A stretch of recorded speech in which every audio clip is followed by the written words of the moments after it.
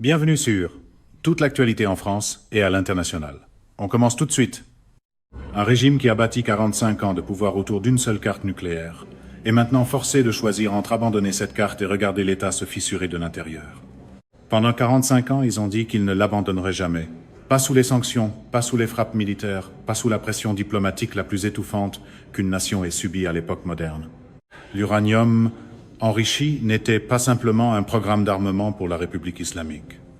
C'était la raison d'être du régime, sa revendication de suprématie régionale, la carte qui obligeait chaque ennemi à y penser deux fois, qui faisait pencher chaque négociation en faveur de Téhéran, qui donnait moins de poids à chaque menace venue de Washington et de Tel Aviv qu'elle n'en aurait eu autrement. L'Iran a accepté de ne pas posséder d'armes nucléaires. L'Iran a accepté au sujet de ses stocks d'uranium enrichi, et ils l'ont accepté de manière très forte. Parce que dans l'univers trumpiste, même la diplomatie nucléaire doit apparemment sonner comme une transaction immobilière annoncée devant des rideaux dorés. Relisez ces mots.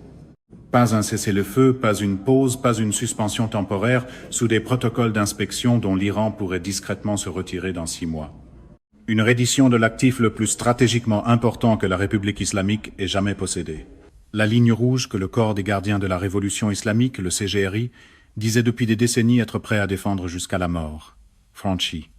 La manière dont cela s'est produit, sans qu'un seul soldat américain entre sur le territoire iranien, sans opération aéroportée dans des forteresses souterraines, sans le raid militaire le plus complexe depuis la Normandie, est la partie de cette histoire que même Washington n'avait pas pleinement anticipée. Restez avec moi, parce que ce qui vient de se produire en Iran est l'un des événements les plus lourds de conséquences dans l'histoire du Moyen-Orient, et tout son poids ne s'est pas encore fait sentir. Pour comprendre pourquoi ce moment est aussi historiquement bouleversant, il faut comprendre ce qu'était réellement cet uranium. Non pas techniquement, mais stratégiquement. L'accord nucléaire de 2015, le JCPOA, avait limité le programme d'enrichissement de l'Iran à une pureté de 3, 67%, avec un plafond de stock de 300 kg sous inspection internationale continue. C'était un cadre qui maintenait les capacités nucléaires de l'Iran à distance du matériel de qualité militaire que ni Israël, ni l'Arabie saoudite, ni les États-Unis ne pouvaient accepter de voir approcher. Puis Trump s'est retiré de l'accord pendant son premier mandat et Téhéran a relâché les freins, d'abord vers un enrichissement à 20%, puis à 60%. Une signature, un tour de victoire télévisé, et les freins se sont détachés exactement là où tout le monde avait prévenu qu'ils se détacheraient. En juin 2025, le stock d'uranium enrichi à 60% avait dépassé 440 kg. C'est assez de matière fissile, une fois correctement traitée, pour plus de 10 ogives nucléaires. Le délai que les experts appellent le temps de percée, c'est, à dire la période entre une décision politique de fabriquer une arme et la capacité technique de réellement en faire exploser une, s'était effondré jusqu'à presque zéro. Pour Israël, ce n'était pas une préoccupation sécuritaire abstraite. C'était un cauchemar existentiel avec une horloge qui tournait. Pour l'Arabie saoudite, qui observait depuis des décennies l'accumulation de la puissance régionale iranienne, un Téhéran doté d'une capacité nucléaire représentait la fin de l'équilibre stratégique que le Golfe avait réussi à maintenir. Pour les États-Unis, un Iran doté de l'arme nucléaire dans une région où l'Arabie saoudite, l'Égypte et la Turquie avaient chacune communiqué en privé qu'elles lanceraient leur propre programme en réponse signifiait le début de la cascade de prolifération la plus dangereuse de l'ère nucléaire. L'uranium était réparti dans 3 forteresses souterraines qui avaient été construites précisément pour survivre aux frappes aériennes américaines et israéliennes. Natanz, enfoui au cœur des montagnes, entouré de béton et de blindage au plomb. Ispahan, qui détenait environ la moitié du stock total dans des tunnels à plus de 90 mètres de profondeur. Fordo, entièrement construit à l'intérieur d'une montagne, conçu pour résister à une attaque directe des munitions conventionnelles les plus puissantes qui existent. Les frappes de juin 2025 avaient gravement endommagé ces installations. Une partie importante du stock avait été enterrée sous les décombres. Mais voici ce que les frappes ne pouvaient pas résoudre. L'uranium, enrichi à 60%, ne disparaît pas par décroissance radioactive. Il ne se dégrade pas, il ne devient pas inoffensif. Il peut rester à des niveaux d'enrichissement pertinents pour des armes pendant des centaines d'années. Les bombes ont détruit l'infrastructure. Elles n'ont pas détruit la matière. Cette matière, avec du temps et des ressources, peut servir de base à une reconstruction. Le programme pourrait être rebâti. C'est ce qui a poussé le Pentagone à présenter à Trump un plan d'opération terrestre que des responsables de la défense ont décrit en termes sans ambiguïté comme un cauchemar logistique plus complexe que la Normandie. La 82e division aéroportée aurait été parachutée en territoire hostile pour construire une piste d'atterrissage à partir de rien, sous le feu ennemi. Des équipes de la Delta Force et des Navy SEAL auraient dû faire exploser 300 pieds de décombres pour atteindre des tunnels situés à 90 mètres sous terre. Des opérateurs en combinaison contre les matières dangereuses seraient entrés dans les installations souterraines avec des détecteurs de radiation, vérifiant chaque cylindre pour repérer des pièges explosifs, avançant pas à pas dans des environnements où une seule erreur signifiait une contamination. Tout cela aurait été soutenu sous des attaques iraniennes continues de missiles et de drones pendant des semaines. Seuls quelques dizaines de soldats dans toute l'armée américaine ont reçu une formation en opération de récupération de matières nucléaires. Le plan était possible sur papier, de la même façon que presque tout est possible sur papier. En pratique, d'anciens responsables de la défense l'ont décrit comme une opération qu'ils ne pouvaient pas recommander d'exécuter. Trump a regardé ce plan, puis il a regardé un détroit de 20 et un mille de large dans le golfe Persique, et il a choisi le détroit. Même l'argument de vente était assez simple pour un rassemblement de campagne. Oublier les tunnels, serrer la voie de circulation. Le 13 avril, la marine américaine a déclaré un blocus complet des ports iraniens au détroit d'Ormuz. Les navires de la flotte fantôme, ces bateaux qui avaient réussi pendant des années à faire passer le pétrole iranien par des circuits parallèles, ont tous été refoulés. Avant le blocus, 97% du pétrole iranien allait vers la Chine. Les destroyers américains ont redirigé des pétroliers liés à la Chine malgré tout. Le pétrolier Rich Starry a semblé passer, a été suivi, puis a été redirigé vers le golfe Persique. L'architecture de surveillance était totale. L'application du blocus était complète, mais le blocus n'a pas seulement arrêté le pétrole. La majeure partie des importations alimentaires de l'Iran arrivaient par la mer. Blé, riz, huile de cuisson, matériaux pharmaceutiques, pièces de rechange pour l'équipement industriel, tout cela passait par Ormuz. Le blocus a fermé simultanément les deux extrémités du système circulatoire économique de l'Iran. Rien ne sortait. Rien n'entrait. Et dans les plus hautes salles de décision de Téhéran, les gens qui comprenaient les chiffres ont fait le calcul que le blocus les forçait à faire. En 10 jours, les puits de pétrole commenceraient à être fermés à cause du débordement des capacités de stockage. Une fois fermés, certains ne retrouveraient jamais pleinement leur niveau de production. En 10 jours, les réserves alimentaires dans les grandes villes commenceraient à s'amincir de manière visible. En 10 jours, les installations industrielles dépendantes de matières premières importées commenceraient à s'éteindre. En 10 jours, le flux d'argent qui soutient chaque fonction de l'État iranien, des salaires des soldats au financement des réseaux de mandataires, en passant par les subventions gouvernementales qui maintiennent les derniers fils du contrat social avec le peuple iranien, tomberait effectivement à zéro. L'uranium enrichi à 60% est une monnaie d'échange, et une puissante. Un investissement de plusieurs décennies dans le levier politique, la dissuasion et la psychologie de la domination régionale. Mais que fait un régime avec de l'uranium enrichi quand son économie s'est effondrée? Qu'accomplit un gouvernement avec un programme nucléaire quand son peuple ne trouve plus de carburant? Que protège le CGRI avec son stock sacré quand le régime lui-même est à 2 semaines d'un effondrement structurel? Le blocus d'Ormuz a répondu à la question qu'aucune pression de sanctions n'avait jamais forcé l'Iran à affronter avec une telle vitesse et une telle finalité. L'uranium est une monnaie d'échange. Ormuz est une question de survie du régime. Et lorsque ces deux choses entrent en conflit direct, une seule détermine si le régime existera encore le mois suivant. L'Iran est venu à la table et il a apporté l'uranium. Mais voici la couche de cette histoire que le titre ne capte pas. La couche qui est plus dangereuse que l'accord lui-même. La couche qui déterminera si ce que Trump a annoncé se produira réellement. L'Iran n'est pas une structure homogène gouvernée à partir d'un seul centre. Il ne l'a jamais été. Et en ce moment, il est plus fracturé qu'à n'importe quel moment de son histoire post-révolutionnaire. D'un côté se trouve le président Massoud Pezeshkian. Il voulait un cessez-le-feu avant que la guerre atteigne son intensité actuelle. Il a averti publiquement, dans un langage extraordinaire pour un président iranien en exercice, que l'économie s'effondrerait complètement en 3 semaines. Il a été le visage de la faction qui comprend, avec lucidité, que le régime ne peut pas survivre à la trajectoire économique produite par la stratégie de guerre du CGRI. La position de Pezeshkian sur l'uranium est pragmatique au sens le plus froid du terme. Le remettre, lever le blocus, garder le régime debout, humiliation institutionnelle, oui. Recul par rapport à 45 ans de principes déclarés, oui. Mais un régime humilié existe encore. Un régime économiquement anéanti dans les 14 prochains jours n'existe pas. De l'autre côté se trouve le commandant du CGRI, Ahmad Vahidi. Et selon des sources d'Iran international, ce que Vahidi faisait pendant que les négociations se poursuivaient n'était pas une objection passive. C'était une prise active de fonction de l'État. Vahidi a bloqué des nominations présidentielles, remplit lui-même des postes au ministère du Renseignement en dehors du processus constitutionnel qui exige l'autorité présidentielle. Il a exercé des pressions pour que le secrétaire du Conseil suprême de sécurité nationale soit remplacé par quelqu'un aligné sur les intérêts du CGRI, s'emparant effectivement de pouvoirs exécutifs qui appartiennent constitutionnellement au gouvernement civil. Pezeshkian a formellement exigé que les pouvoirs exécutifs soient rendus à l'administration civile. Vahidi a absolument refusé. Ce n'est pas un désaccord de politique publique entre deux branches du même gouvernement. C'est un coup d'État constitutionnel exécuté au ralenti à l'intérieur d'un régime qui tente simultanément de négocier avec Washington, de gérer un soulèvement populaire dans des dizaines de villes, de maintenir des opérations militaires avec des soldats qui désertent en groupe et d'empêcher l'effondrement économique qui est maintenant à 2 semaines. Et au-dessus d'eux, sans offrir ni clarté ni résolution, flotte le fantôme de l'autorité constitutionnelle.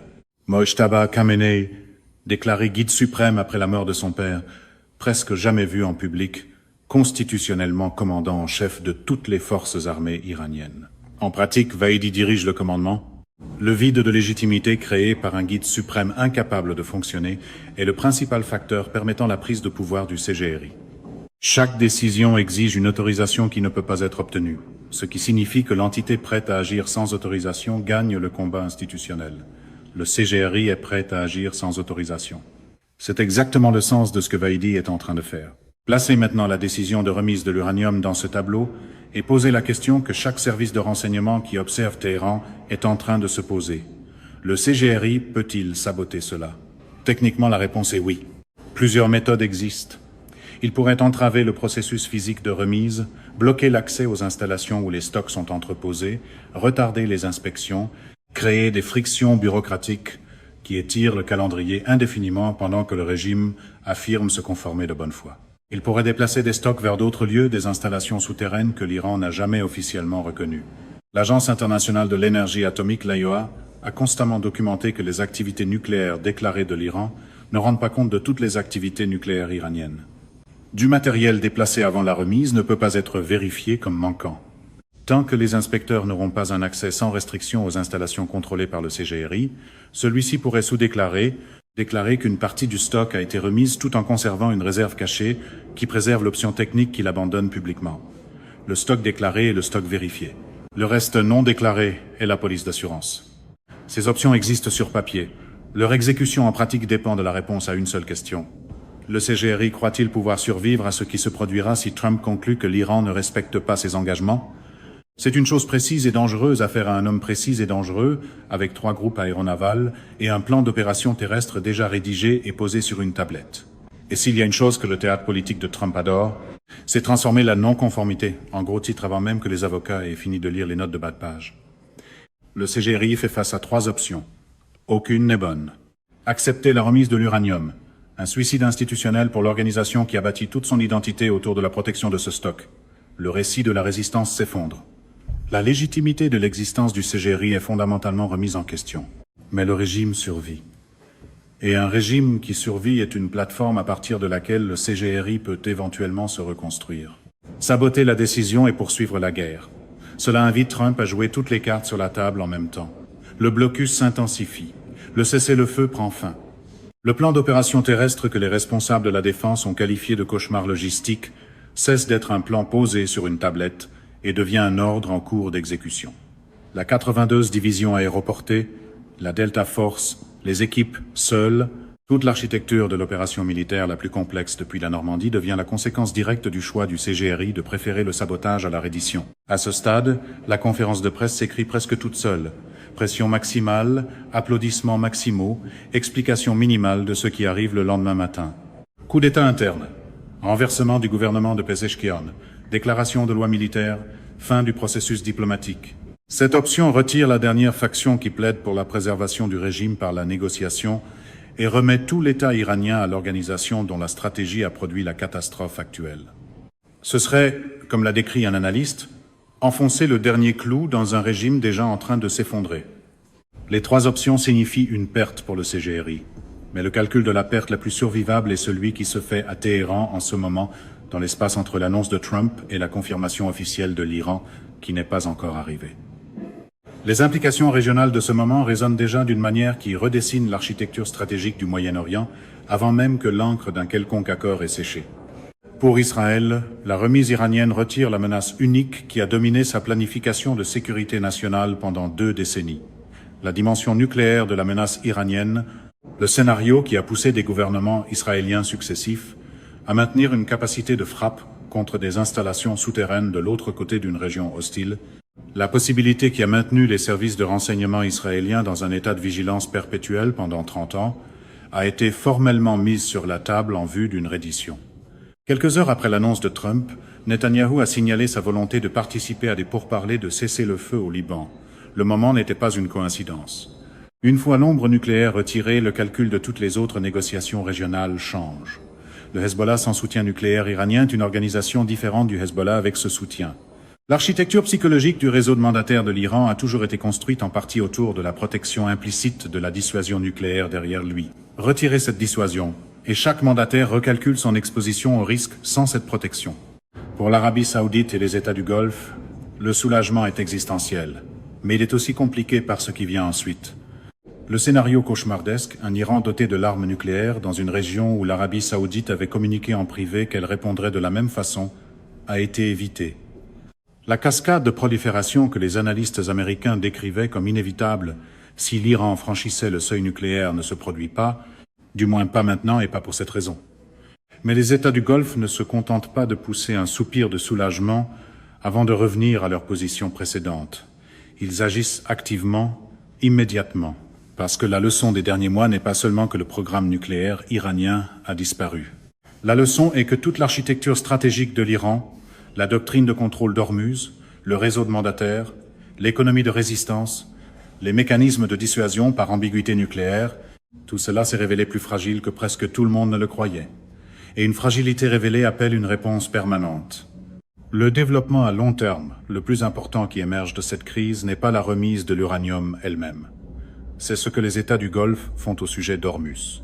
Parce que la République islamique a utilisé sa capacité de fermer ce détroit comme son arme diplomatique ultime pendant 4 décennies. La menace, explicite dans les moments de crise et implicite dans toutes les autres négociations, selon laquelle l'Iran pourrait étrangler 20% de l'approvisionnement mondial en pétrole en fermant une voie maritime de 20 et 1 mille, constituait le fondement structurel du levier de Téhéran dans chaque salle où il entrait. L'Arabie saoudite et les Émirats arabes unis ont conclu que ce levier doit être éliminé de façon permanente, non pas géré, non pas dissuadé, mais éliminé architecturalement en supprimant la dépendance géographique qui l'avait rendu possible. D'immenses projets de pipelines de contournement et de canaux sont maintenant en cours dans la péninsule arabique. Des routes conçues pour acheminer le pétrole et le gaz du Golfe vers les marchés mondiaux sans transiter par le détroit d'Ormuz. Certaines infrastructures de pipelines existantes sont en train d'être considérablement élargies. De nouveaux corridors sont planifiés et financés. L'ambition d'ingénierie implique des chiffres mesurés en centaines de milliards de dollars et des échéanciers mesurés en années. Mais la logique stratégique qui motive cet investissement n'est pas principalement économique, elle est géopolitique. Lorsque le pétrole du Golfe pourra atteindre les marchés mondiaux sans passer par Ormuz, la carte ultime de la République islamique sera annulée, de façon permanente. Sans frappe militaire, sans négociation, sans accord ni coopération de l'Iran. La géographie elle-même est en train d'être réorganisée pour rendre la menace impossible à exécuter plutôt que simplement dissuader. Cela représente une catégorie de pensée stratégique historiquement inhabituelle. Ne pas se battre pour un terrain, mais éliminer la valeur stratégique de ce terrain en construisant autour de lui. La carte militaire de l'Iran sera annulée non pas par des navires de guerre américains maintenant un blocus indéfiniment, mais par des équipements de construction saoudiens et émiratis, avançant dans le désert pendant que le monde regarde la diplomatie.